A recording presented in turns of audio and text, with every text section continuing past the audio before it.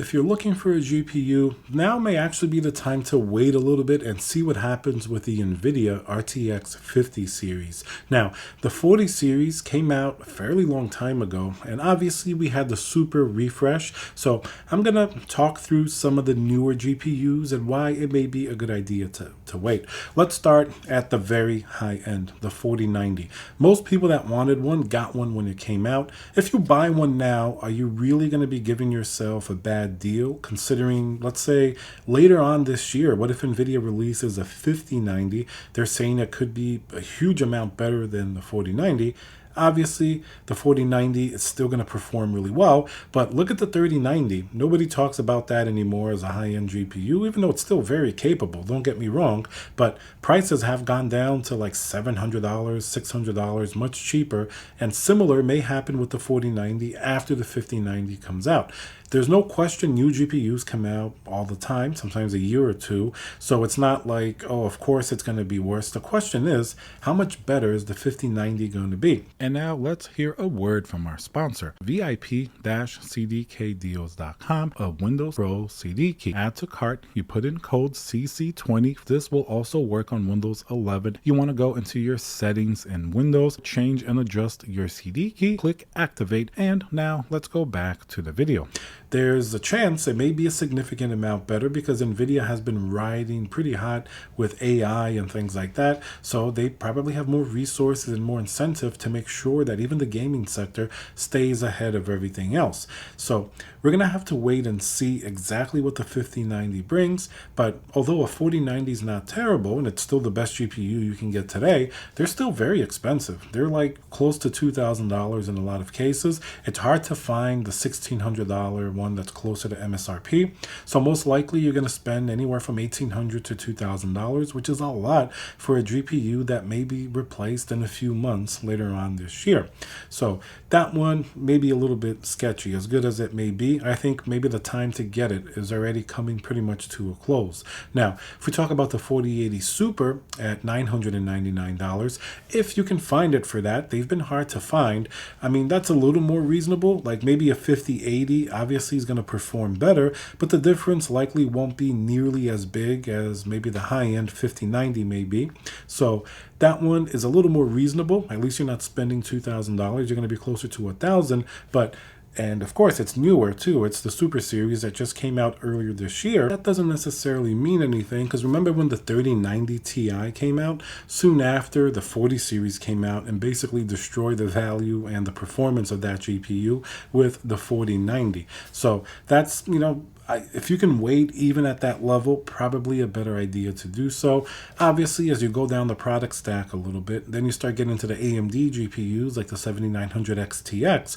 That one, I mean, if you can get it for cheap enough, if the prices are going below 900, 800, it still makes some sense. I mean, you're not going to get a new generation GPU that's going to perform better in rasterization, most likely for a lot cheaper. So that's something to keep an eye on. And obviously, the 4070 Ti Super, the 16 gigabyte model, that's at $799.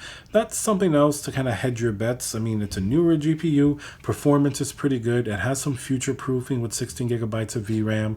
So that may stand up decently enough to a new RTX 50 series, let's say like a 5070 or something like that, which will perform better. But once again, the gap isn't going to be as big as something like the 5090. So, and at $799, the depreciation on this GPU is not going to be as brutal as like a 4090, because a 4090, just like a 3090 Ti, can go from $2,000 to less than $1,000 in a short amount of time. That's what happened with the 3090 Ti, and that could possibly happen with the 4090 as well. Something like a 4070 Ti Super, you're going to have a little bit less of a risk of losing at least that huge amount of value. Like it's not going to go down in half and be worth only $400 that quickly. Even the 3070 Ti took a while to get down in price a little bit lower level. Now, the 4070 Super, maybe that's the GPU that's a little bit safer bet. First, even a 5070, even though it's going to perform better, I don't think as you go down the GPU scale, it's going to really, outperform it tremendously compared to the higher end GPUs.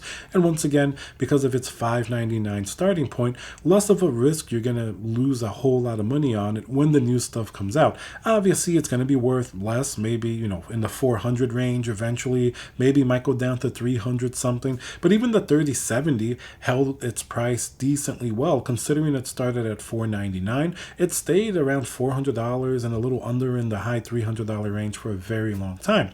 So the same could prove true for the 4070 Super.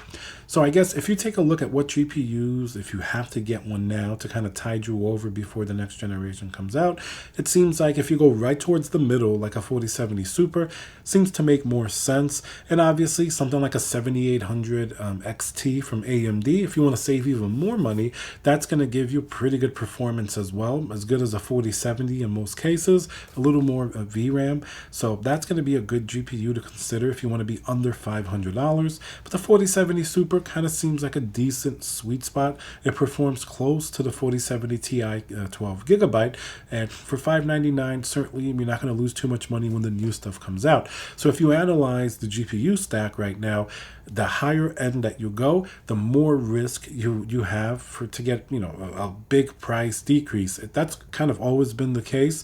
Maybe not as much with like the 10 series, like the 1080 Ti held its price and performance for a very long time. But then the 2080 Ti, the more expensive that these GPUs got, like the 3090 Ti, like a 4090, the bigger chance that the price is going to go down a lot more and you're going to lose a lot more money. The 4080 Super is probably the cutoff point where the price to performance starts to get, a bigger wallop, with the 4090 going to be the worst example, unless AI or something like that keeps it inflated for longer. Traditionally, just like the 3090 Ti, it could see a pretty big price drop. And then something like the 4070 Super that's already in the middle, that's the one that's at least like the safest bet until the new GPUs come out, and then you can make a better decision as to what's priced better for the performance. Alright guys, so remember to subscribe, smash that like button, and I'll see you guys on the next video.